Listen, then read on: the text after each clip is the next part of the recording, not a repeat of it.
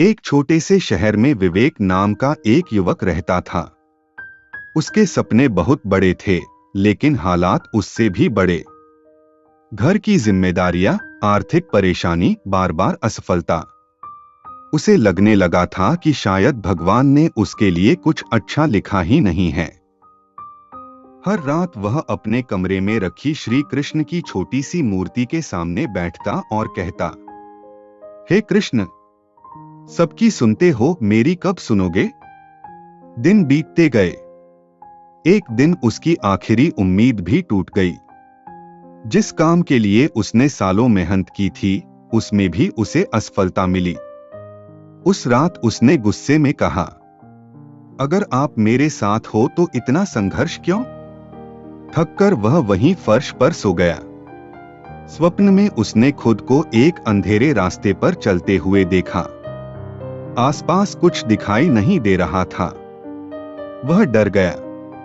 तभी दूर से बांसुरी की मधुर ध्वनि सुनाई दी। धीरे धीरे सामने प्रकाश फैला और उस प्रकाश में श्री कृष्ण खड़े थे, शांत, मुस्कुराते हुए। विवेक ने शिकायत भरी आवाज में पूछा, प्रभु, आपने मेरी मदद क्यों नहीं की? कृष्ण मुस्कुराए और बोले, मैं हर दिन तुम्हारे साथ था। उन्होंने जमीन की ओर इशारा किया। वहां दो जोड़ी पदचिह्न दिखाई दे रहे थे, एक विवेक के, एक कृष्ण के। पर कुछ दूर जाकर केवल एक जोड़ी रह गई।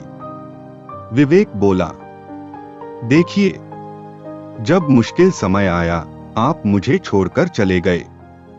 कृष्ण ने प्रेम से कहा, नहीं विवेक, वह समय जब केवल एक जोड़ी पदचिह्न है, वह वही समय है जब मैं तुम्हें उठाकर चला था। विवेक की आंखें भर आईं। कृष्ण ने आगे कहा, तुम परिणाम मांगते रहे, मैं तुम्हें धैर्य सिखा रहा था। तुम सफलता चाहते थे, मैं तुम्हें शक्ति दे रहा था। तुम जल्दी में थे, पर मेरा समय सही था।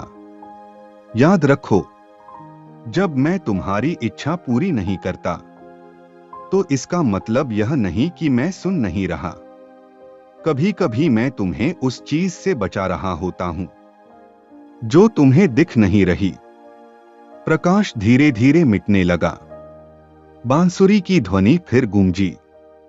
सुबह जब विवेक उठा, तो उसकी समस्याएं खत्म नहीं हुई थीं, पर उसका नजरिया बदल चुका था। अब वह हार से नहीं डर रहा था। अब उसे पता था, हर देरी में भी कृष्ण की कोई योजना है। उसने फिर से कोशिश शुरू की।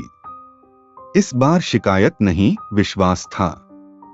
कुछ समय बाद उसे वही मिला जो उसके लिए सही था, पर वैसा जैसा उसके लिए बेहतर था। और तब उसे समझ आया, कृष्ण कभी देर नहीं करते। वे सही समय पर, सही रूप में, सही रास्ता खोलते हैं। अगर आज आप अकेला महसूस कर रहे हो, अगर आपको लग रहा है कि भगवान आपकी सुन नहीं रहे, तो बस एक बात याद रखना, जब रास्ता धुंधला हो जाता है, तब कृष्ण हाथ पकड़कर चलाते हैं। और जब सिर्फ एक जोड़ी कदम दिखे, तो समझ लेना, वह आपके नहीं, उनके हैं।